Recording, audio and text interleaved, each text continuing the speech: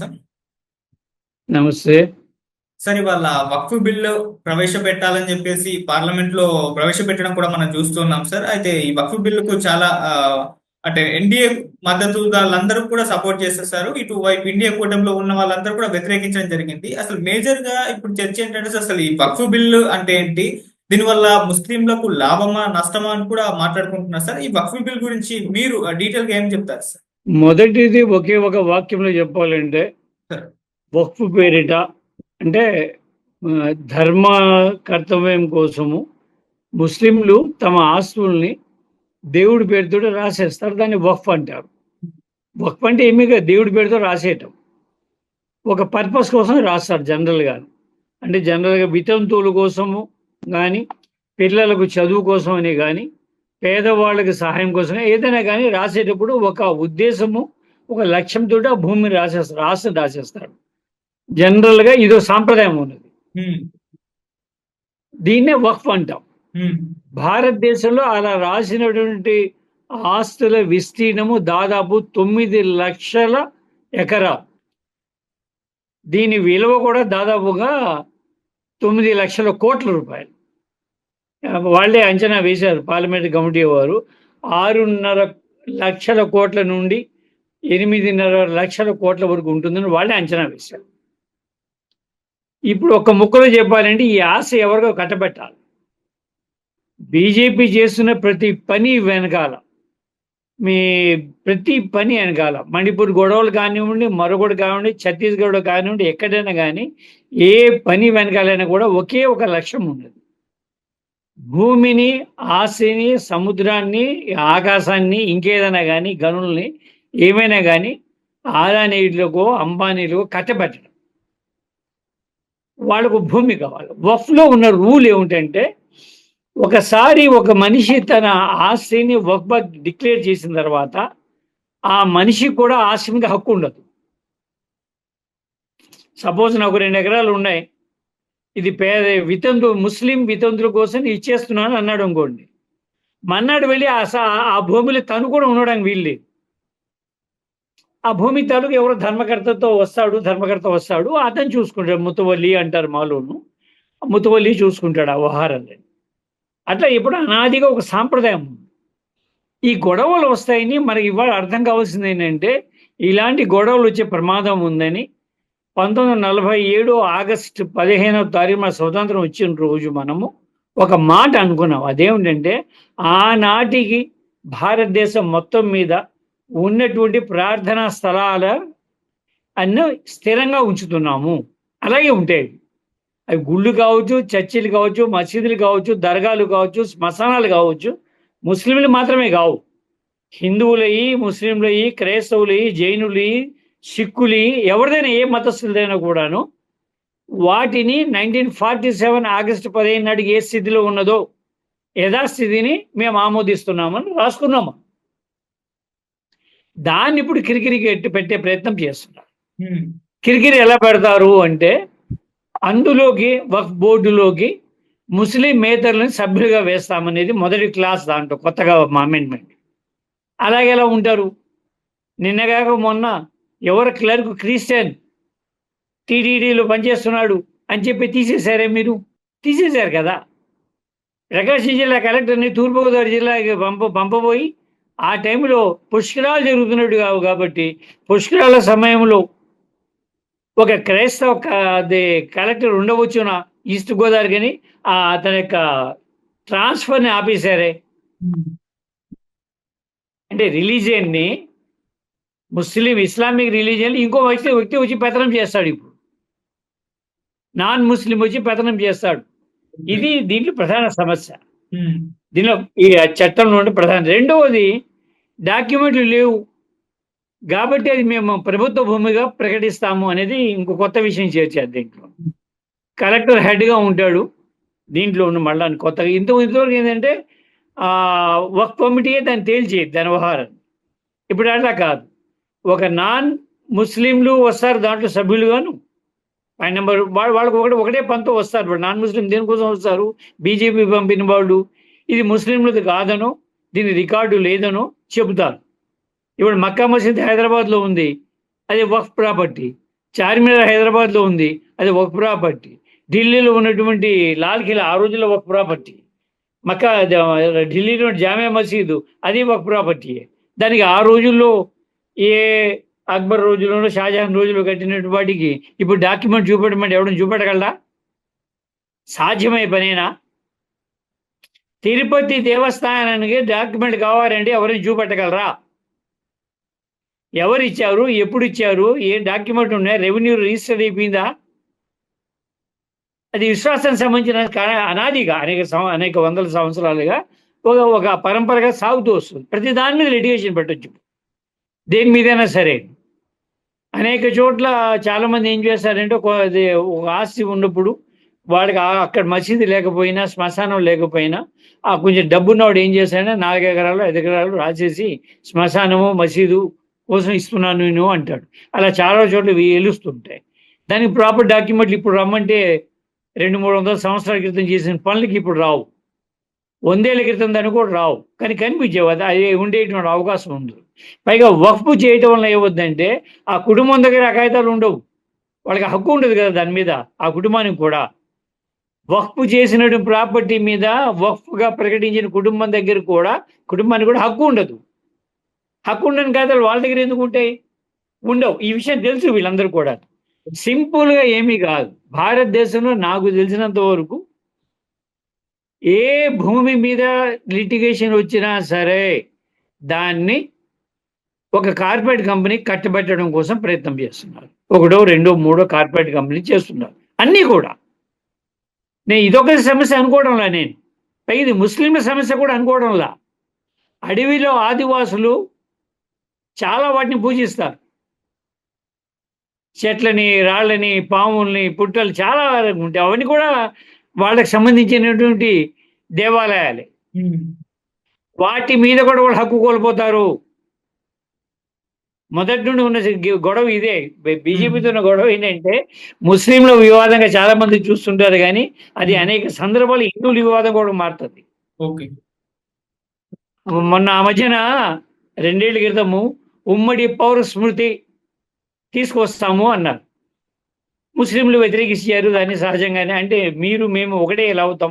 మీ పూజా విధానాలు వేరు, మా పూజా విధానాలు వేరు కదా. ఉమ్మడి పౌరుషం ఎలా తీసుకొస్తారు? ఒక కల్చర్ మీకు మాకు లేదు కదా. సంస్కృతి మతాన్ని బట్టి ఉంటుంది కదా. మీ మత వేషం వేరు, మత డ్రెస్ వేరు, అటైర్ వేరు, దుస్తుల ధారణ వేరు, మాది వేరు. ఉమ్మడి పౌరస్మృతి ఎలా సాధ్యమవుద్ది?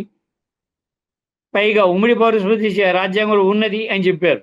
నిజమే, ఆదేశిక సూత్రాలు ఉన్నది. ఆర్థిక సూత్రాల్లో 17దో 16దో అది ఉమ్మడి పౌరస్మృతి. దానికన్నా ముందు 16 ఉన్నాయి చేయాల్సింది. ప్రతి ఒక్కరికి విద్య ఇవ్వాలి, నువ్వు ప్రతి ఒక్కరికి ఆరోగ్యాన్ని ఇవ్వాలి, ప్రతి ఒక్కరి ఆహారాన్ని ఇవ్వాలి, ప్రతి ఒక్కరి ఇల్లు బట్ట ఇవ్వాలి.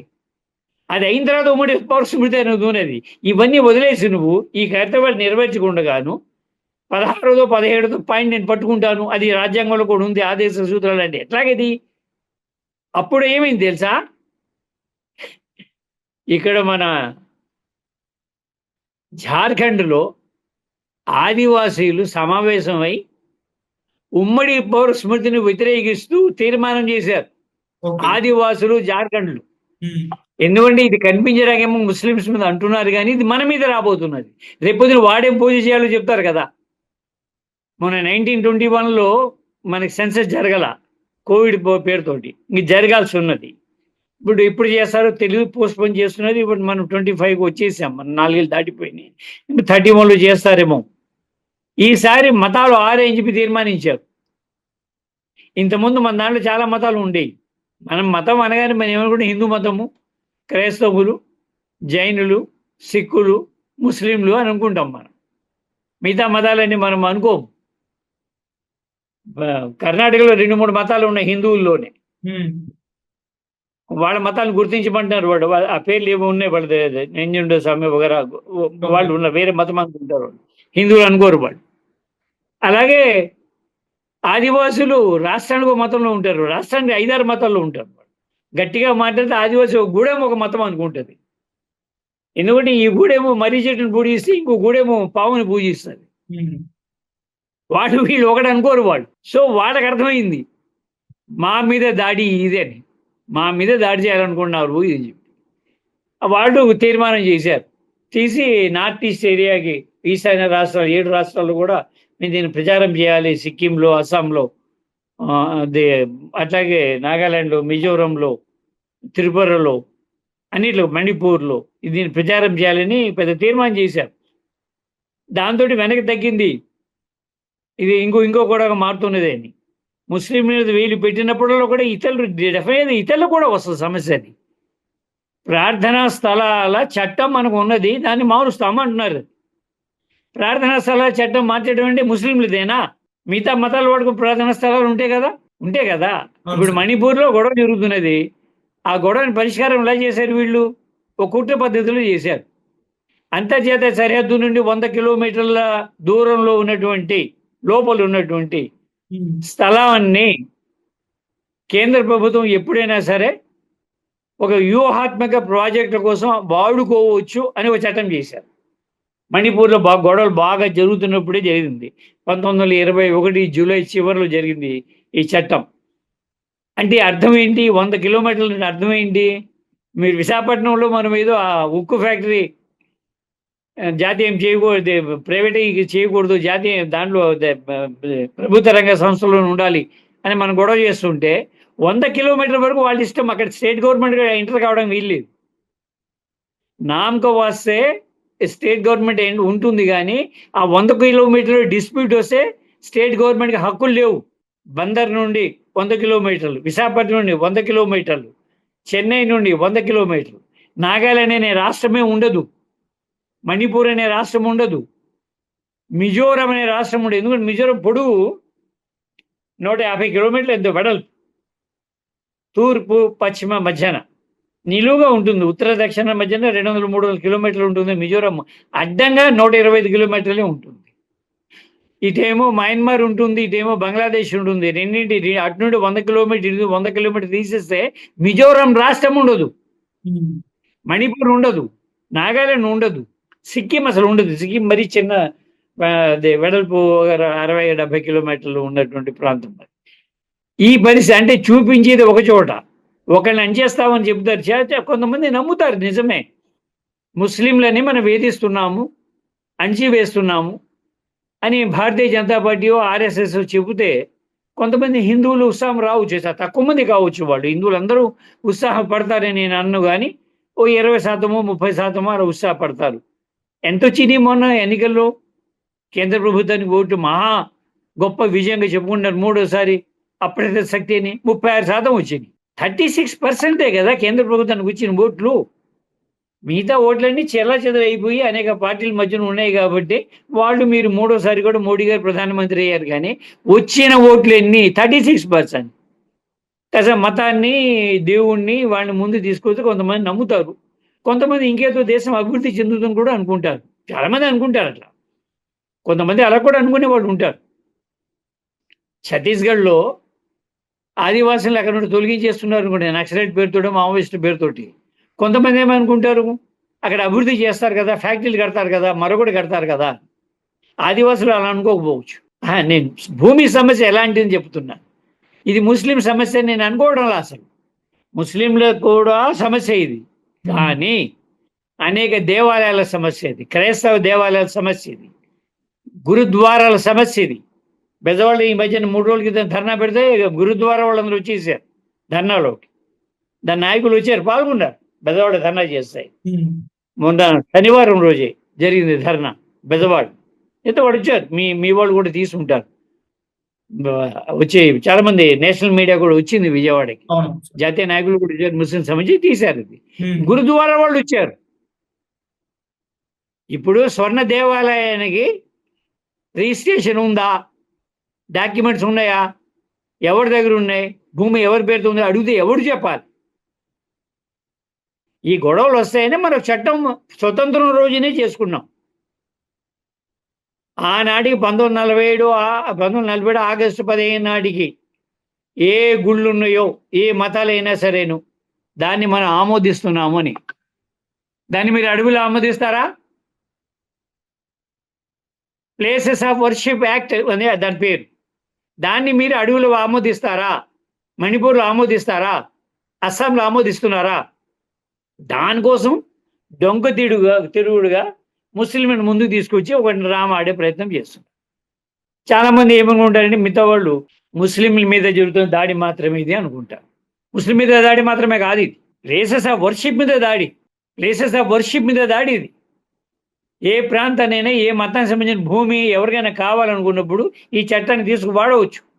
నువ్వు ప్రూవ్ చేయాలి ఇది నాది అని చెప్పేసి. ఫలానా మతాంది ఈ భూమి ఇదిగో డాక్యుమెంటు, ఫలానా అప్పారావో సుబ్బారావో వెంకట్రావు దీన్ని రాశాడు. అప్పుడు ఇంకో మాట అడుగుతారు, వెంకట్రావు ఎలా రాశాడు, ఆయనకి ఆస్తి ఉందా అని. ఇప్పుడు ఎర్రకోట వక్ఫ్ అనుకున్నాం అనుకోండి, దాన్ని ఎవరు రాసి ఉంటాడు? ఆ రోజుల్లో షాజహానో ఎవరో రాసి ఉంటారు, అంతే కదా. దాని కాగితాలు ఉంటాయా? రిజిస్ట్రేషన్ డాక్యుమెంట్స్ ఉంటాయా? దాని ఎదురు ఉండాలి జామియా మసీద్ ఉంటుంది. చార్మినార్ డాక్యుమెంట్ చూపెట్టమని ఎవరు చూపెడతాడు? హైదరాబాద్లో దాని పక్కనే మక్కా మసీద్ ఉంటుంది. అడుగుతారు రేపు పొద్దున వాడు. ఎందుకంటే కలెక్టర్ అనేవాడు కూడా దాంట్లో సభ్యుడిగా ఉంటాడు. ఒక నాన్ ముస్లిం కూడా ముస్లిమేతరులు కూడా కొంతమంది ఉంటారు దాంట్లో. వాళ్ళు వచ్చేది కూడా లిటిగేషన్ పెట్టడం. రాజాసింగ్ లాంటి వాళ్ళు ఉంటారు, బండి సంజయ్ లాంటి వాళ్ళు ఉంటారు దాంట్లో సభ్యులుగా. వాళ్ళ పని అది రోజు ఒక లిటిగేషన్ పెట్టడం అని. ఈ శ్మశానం ఎవరిది, నాకు కావాలి, ఎవరు రాశారు. పైగా ఇంకో చట్టం ఉంటుంది, వక్ఫ్ బై యూజ్ అని. అంటే 100 సంవత్సరాలుగా మనం వాడుతున్నాం కాబట్టి దానికి హక్కు ఉంటుంది. రెవెన్యూలో ఒక చట్టం ఉంటుంది, 12 ఏళ్ళుగా మీరు ఒక స్థలంలో ఉండి పన్ను కడుతుంటే ఆ స్థలం మీదే. 12 ఏళ్ళ తర్వాత ఎవడో వచ్చేసి ఇది మా నాన్న స్థలము, మా తాత స్థలము అని చెప్పి అంటే కుదరదు. ఒకటి పేరుతోటి 12 ఏళ్ళు పన్ను కట్టేస్తే ఇంకోటి క్లెయిమ్ చేయకపోతే 12 ఏళ్ల లోపు ఆ స్థలం అతనిది అయిపోద్ది. అది రెవెన్యూ చట్టం మనకి భారతదేశంలో 12 years. ఇప్పుడు ఒక శ్మశానం దగ్గర వచ్చేసి దీని డాక్యుమెంట్ ఎక్కడ, ఎవరు రాశారు, ఇది రాయితీ మాత్రమే. వాడెక్కడ కొన్నాడు, రాసే హక్కు అతను ఉందా లేదా? ఒక భూమి అంటే ఒక లిటిగేషన్ పెంచడం దేశం మొత్తంగాను పెంచి డిఫెన్స్లో పెట్టడము. మేము ఏదైనా అనుకుంటే ఈ మొత్తం 9 లక్షల ఎకరాలు మీ నుండి మేము తీసేసుకుంటాము. నేను అనుకోవడం 25% కూడాను డాక్యుమెంట్స్ ఉండవు నాకు తెలిసి. తెలుగు హిందువులు దేవుళ్ళకనే అంతే, దేవాలయాలకు అంతే. ఇటీవల కాలంలో కట్టిన వాటికి డాక్యుమెంట్ ఉండొచ్చు, కానీ పాత వాటికి ఉంటాయా? శ్రీశైలం దేవాలయానికి స్థల రికార్డులు ఉంటాయా? ఉండవు కదా. తిరుపతి దేవస్థానం కానీ, శ్రీశైలం దేవస్థానం కానీ, కాశీకైనా కానీ ఉండవు కదా. కానీ ఈ ముస్లిం మీద వాడతామని ముందు చెప్తారు, దాన్ని ఆమోదిస్తారు చాలా మంది. ఆల్రెడీ జనసేన వాళ్ళు ఇచ్చేసినట్టుగా పేపర్లో చూశాను నేను. టీడీపీ బయట ఒక మాటలో కూటమిలో ఉన్నారు కాబట్టి వాళ్ళందరూ ఓటేస్తారు. బయట ఏదో చెప్తారు, లోపల ఏదో చేస్తారు, మొత్తాన్ని అది ఆమోదిస్తారు. ఎందుకంటే జాయింట్ పార్లమెంటరీ కమిటీ దాని మీద చర్చ చేసింది. భారతదేశంలోని గతంలో ఎన్నడూ లేనంత సుదీర్ఘమైన చర్చ చేశాము.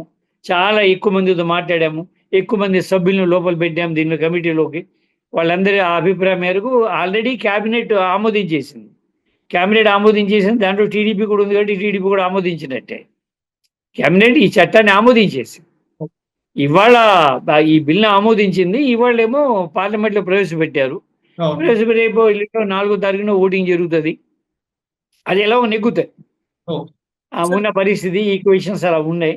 నితీష్ కుమారు, చంద్రబాబు నాయుడు ఓపెన్ గా దాన్ని ఖండిస్తే ఆగవచ్చేమో బిల్లు, కానీ లేకపోతే ఆగే అవకాశాలు లేవు.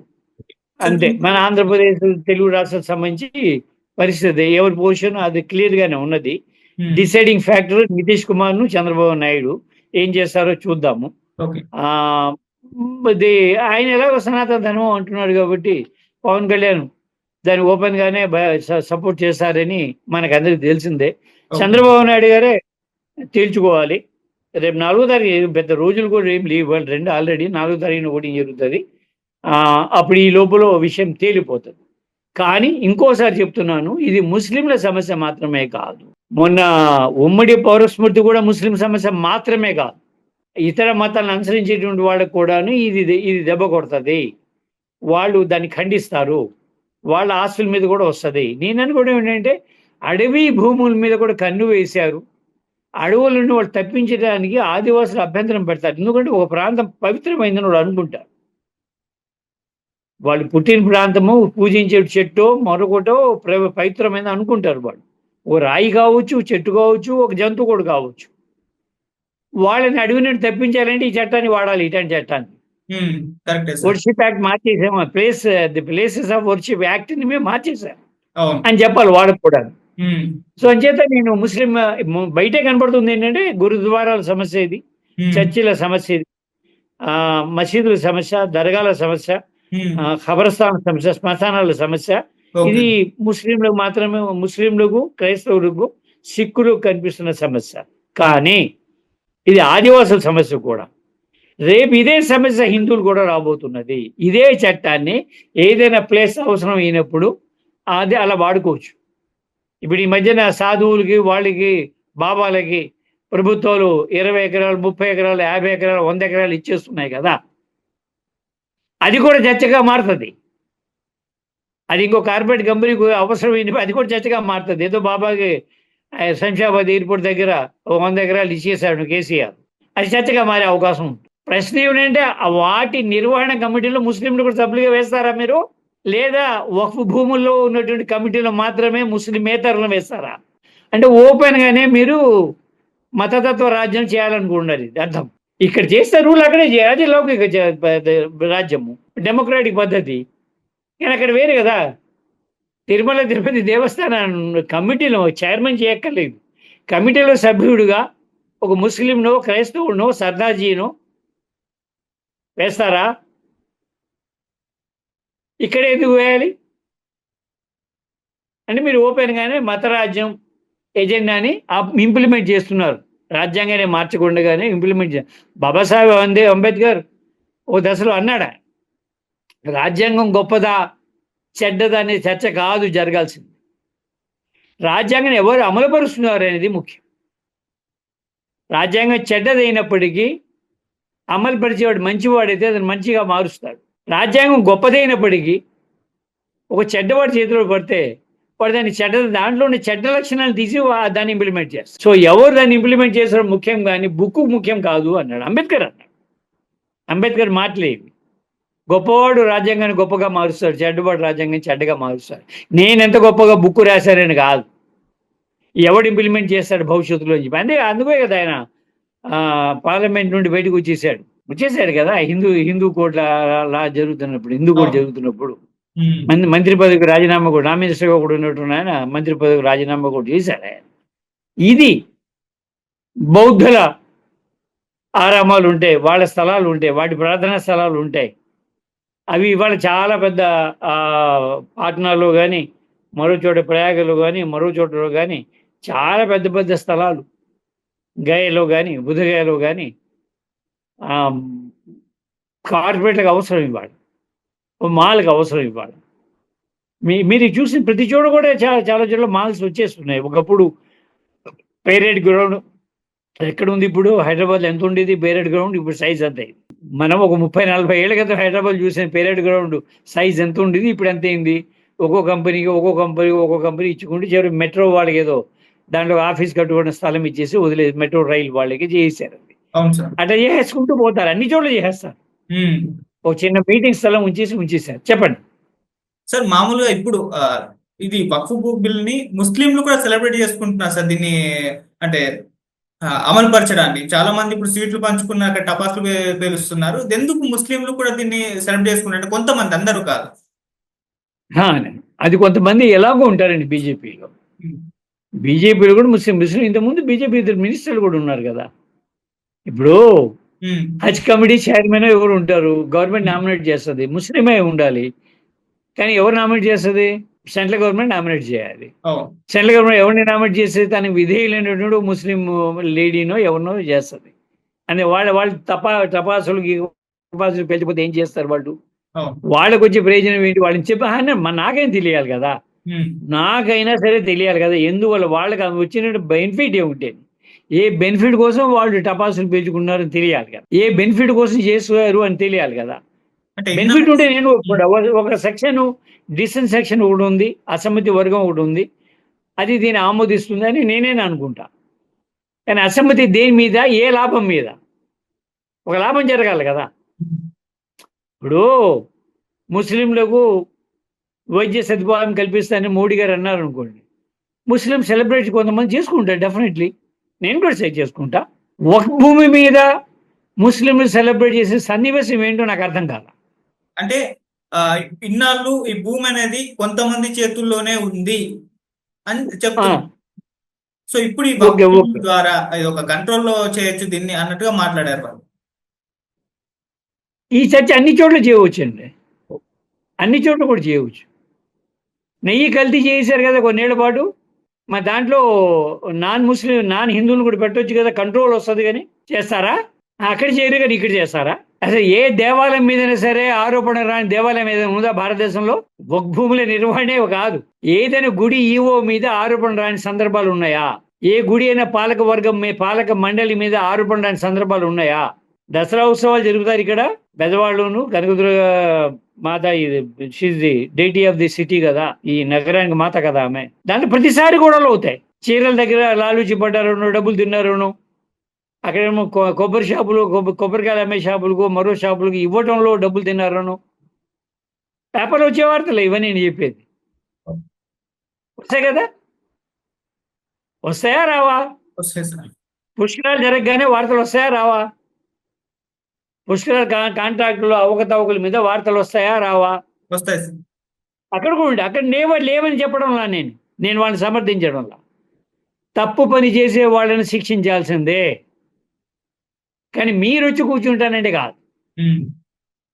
నాన్ ముస్లిం వచ్చి కూర్చుంటానంటే కాదు. వాళ్ళు చూసుకోవచ్చు, వాళ్ళ తంటాలు పడతారు, తన్నే వాళ్ళని తన్నుతారు, కొట్టుకుంటారు. మీటింగ్ జరుగుతాయి, సమీక్ష చేసుకుంటారు. సమీక్ష చేసి కొట్టుకోరా? అవును సార్. కొట్టుకుంటారు, పడుకుంటారు. ఇప్పటికి చాలా చోట్ల చాలా మీటింగ్లు ముస్లింలు కొట్టుకోవడం నాకు తెలుసు. ఎవడు తిని ఉంటాడు, పావలో బేడో కకృతి పడి ఉంటాడు కదా, అదో వాడు బాధ్యత తీసుకున్నట్టు వాడు ఒక ఫాల్స్ చేస్తారు కదా, చేస్తారు, డెఫినెట్లీ చేస్తారు. అవును సార్. కలెక్టర్ రెడీగా ఉంటాడు, ఆయన ఒక నిజాయితీ పడి ఉంటాడా కలెక్టర్ అని మీరు హామీ ఇస్తారా? గవర్నమెంట్ మారిపోయిన తర్వాత కూడా ఆంధ్రప్రదేశ్లో రోజుకి ఈ టీడీపీ అనుకూలమైన పత్రికల్లో కూడా ఫలానా ఆఫీసర్ ఇంత తింటున్నాడు, ఫలానా ఇంటి ఇంత తింటున్నాడు. సుప్రీంకోర్టు, ఢిల్లీ హైకోర్టు జడ్జి గారి ఇంట్లో 50 కోట్లు 60 కోట్లు దొరికినాయి అని మన వార్తలు చెబుతున్నాం. మనం ఆయన తీసుకుని జడ్జి గారిని కూడా పెడతాం దీంట్లో అని చెప్తే చెప్పడం బాగానే ఉంటుంది. అవును సార్. ఆయన నిజాయితీ కూడా, ముస్లిమ్స్ అందరూ కూడా నిజాయితీ పనులు నేనేమి అంటంలా, వాళ్ళ తరఫున వాళ్ళ నిజాయితీ పనులు నేనేమి అంటం లేదు. కానీ వాళ్ళ మ్యాటర్లో నువ్వెలా ఇంటర్ఫియర్ అవుతావు? వాళ్ళ తప్పు చూపెట్టి వాళ్ళని కరెక్ట్ చేసే పద్ధతులు మీ దగ్గర ఉంటే చెప్పండి, అది వాళ్ళు చేయకపోతే వాళ్ళు ఏదైనా చేద్దాం. కానీ నీ ఇంట్లో నేను వచ్చి ఉంటాను, కాపురం ఉండి నీ ఇంటిని చక్కదిద్దునా అంటే ఎట్లాగా? అది కాదు కదా విషయం. అవును సార్. అప్పుడు అందరూ అడుగుతారు, అలా ఇదే రూలు దేవాలయాలు కూడా అమలు చేస్తారా మీరు? అమలు చేయకపోతే వివక్షే. నువ్వు ముస్లింల ఆస్తుల మీద ఏ రూల్ని నువ్వు పెట్టాలనుకున్నావో అదే రూల్ని హిందూ ఆస్తుల మీద కూడా పెట్టు, అదే రూల్ని గురుద్వారాలను పెట్టు, అదే రూల్ని దేవాలయాల మీద, చర్చిల మీద పెట్టు, అదే రూల్ని ఇంకో చోట పెట్టు. Are you ready for that? కాకపోతే వివక్షే కదా, ఒక ప్రత్యేక కులం మీదనే ఎందుకు ఈ వివక్ష మీకు ఓపెన్ గాను? దానికి ఇంకా వీళ్ళు సమర్థించడము, మిగతా పార్టీలు వగరాలు. టీడీపీ దానికి ఫెడరల్ క్యారెక్టర్ పోయింది. ఎన్టీ రామారావు టీడీపీ వేరు, చంద్రబాబు నాయుడు టీడీపీ వేరు. ఎన్టీ రామారావు టీడీపీ పెట్టిందే ఫెడరల్ కోసం, ఫెడరల్ సిస్టమ్ కోసం పెట్టాడు ఆయన. అవును సార్. తెలుగు జాతి ఆత్మగౌరవం కోసం పెట్టాడు ఆయన. ఉమ్. ఇవాళ ఇంకేదో జాతి కోసం వాళ్ళు మాట్లాడుతున్నారు, మోడీ గారి భాషను మాట్లాడుతున్నారు. పవన్ కళ్యాణ్ కలిసి హై పిచ్లో మాట్లాడుతున్నాడు, చంద్రబాబు నాయుడు కొంచెం లో పిచ్లో మాట్లాడుతున్నారు. ఇద్దరు కలిసి ఒకే భాష మాట్లాడుతున్నారు. అదే పోయి యూనిటరీ సిస్టమ్ గురించి చంద్రబాబు నాయుడు గారు మాట్లాడుతున్నారు. హిందీని జాతీయ భాష చేస్తానంటే ఆమోదించాల్సింది అన్నట్టు మాట్లాడుతున్నారు. జాతీయ భాషకి అధికార భాషకు తేడా కూడా తెలియకుండా మాట్లాడుతున్నారు. హిందీ ఆల్రెడీ కేంద్ర ప్రభుత్వంలో ఇంగ్లీష్తో పాటు అధికార భాషే, మనం ఎవరు కాదనలేము దాన్ని. హిందీ అండ్ ఇంగ్లీష్ అధికార భాషలు, మనం కాదనలేము. జాతీయ భాష వేరు. తెలుగు కూడా 2 రాష్ట్రాల్లో కూడాను అధికార భాష కానీ జాతీయ భాష కాదు. అటు తెలంగాణలో ఒక 25, 20, 30 భాషలు మాట్లాడే వాళ్ళు ఉంటారు. బయట నుండి వచ్చిన వాళ్ళు భాషలకు చెప్పడంలో నేను గుజరాతీ వాళ్ళు, పంజాబీ వాళ్ళు, ఎవరెవరో తెలంగాణలో ఉండొచ్చు, వాళ్ళు మాట్లాడే భాషలు వేరు కదా చెప్పడంలా. తెలంగాణ మీద తెలంగాణ గడ్డ మీద పుట్టిన వాళ్ళు కూడా భాషలు ఉంటాయి. తెలుగు గడ్డ మీద పుట్టిన వాడికి 25 భాషలు ఉంటాయి. లంబాడాలు, కోయలు, గోండులు వీళ్ళ భాషలు ఏమైపోవాలి? తెలుగు తెలుగు మన జాతీయ భాష ఏం కాదు ఈ ఆంధ్రప్రదేశ్ కానీ తెలంగాణకు కానీ అవును. అధికార భాష. ఈ చిన్న చిన్న తేడాలు తెలియకుండా మాట్లాడుతున్నారు పెద్ద పెద్ద పొలిటీషియన్. హిందీ జాతీయ భాష అంటాడు ఒకడు, ఇంగ్లీష్ అంతర్జాతీయ భాష అని ఊరుకుంటారు. మిగతా దేశాలు తంతారు. ఇంగ్లీష్ జాతీయ భాష అంటే ఇంగ్లాండ్ పక్క దేశాలే ఒప్పుకోవు. స్కాట్లాండ్ వాడు స్కాటిష్ భాష మాట్లాడతారు, ఐర్లాండ్ నుండి ఐరిష్ భాష మాట్లాడతారు, గ్రేట్ బ్రిటన్లో ఉన్న 3 దేశాలు వేరే వేరే ఇంగ్లీష్ని మాట్లాడతారు. నేను జర్మనీ, ఇటలీ, స్పెయిన్ గురించి మాట్లాడటం లేదు, అవి ఎలాగో వాళ్ళ భాషలు మాట్లాడతారు. ఇంగ్లీష్ని అంతర్జాతీయ భాషను ఊరుకుంటారు ఎవరైనా? చైనా వాడు, జపాన్ వాడు తంతారు. నేను ఇక్కడ వాళ్ళే, యూరోప్ వాళ్ళే, ఇంగ్లీష్ మాట్లాడే దేశాల వాళ్ళే తంతారు. వాళ్ళకి చిన్న చిన్న దేశాలైన జక్ చిన్న దేశం, స్లావ్ చిన్న దేశం, పోలాండ్ చిన్న దేశం, వాళ్ళే వాళ్ళ భాషలు మాట్లాడతారు. ఇంగ్లీష్ అంతర్జాతీయ భాషని ఎవరు మాట్లాడేస్తారు? పైగా అది ఫ్లోర్ ఆఫ్ ది అసెంబ్లీ మాట్లాడేస్తారు. ఇక్కడ అక్కడ కాదు. ఇంత అజ్ఞానాన్ని ఇలా ప్రదర్శించేటువంటి వాళ్ళు ఏం చేస్తారు అక్కడ వెళ్ళి? ఇది ఒక డేంజర్ ఉంది దీంట్లో అంటున్నాను నేను.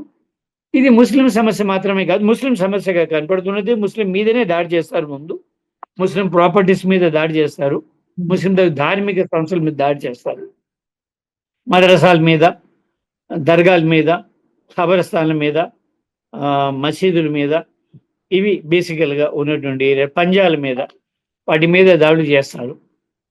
ఆ తర్వాత క్రమంగా అది ఎక్కడేమవుతుందంటే చర్చిల మీదకి, గురుద్వారాల మీదకి, ఫైనల్గా అడవిలోకి వెళ్ళి ఆదివాసుల మీదకి వెళ్తుంది. చాలా పెద్ద వ్యవహారం ఉంది దీనికి. నేను ఏ విషయంలోనే సరే అది చూసాను. నేను స్వయంగా మణిపూర్ వెళ్ళి, ఐజ్వాల్ వెళ్ళి, మిజోరం వెళ్ళి, మణిపూర్ బాధితుల్ని ఆ శిబిరాల్లో కలిసి వచ్చినట్టు వాళ్ళకు ఆ రోజుల్లో కూడా ఆ జ్ఞానం ఉన్నది.